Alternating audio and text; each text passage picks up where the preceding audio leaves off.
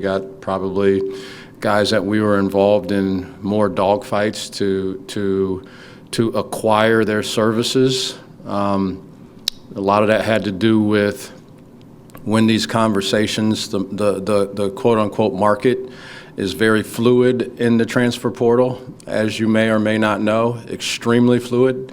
And so as trajectories were ascending, we were able to be involved in significantly more battles in this round than we were a year ago. And that is even to say these battles were even, the numbers were even crazier this year, but we were still able to be in there.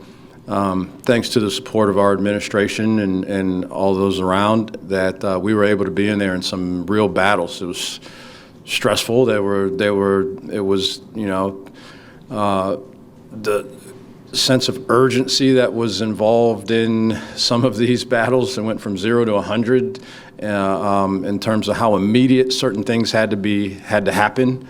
And so while that was stressful, it was nice to be able to be in there, you know, sparring and throwing blows and making adjustments and moves and ultimately coming out on the winning end of those. You know, not to keep going too long, but I look at it, you know, this is what every agent says in 2026. It all starts off the same. The conversation always starts off with this obligatory statement. Money, it's not about the money.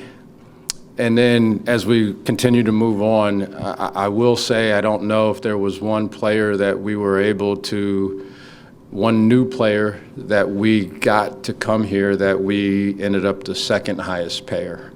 I don't think that ever happened. We were always the highest payer. So, I mean, that's where we are. It's what it is. There's still all these other things that go into it. You have to identify guys that fit systematically. You got to identify and address needs that you want. You got to have these pieces come together the right way. But you're also doing it as you're looking at overall a different level of group of players while you're making those decisions than what we were a year ago.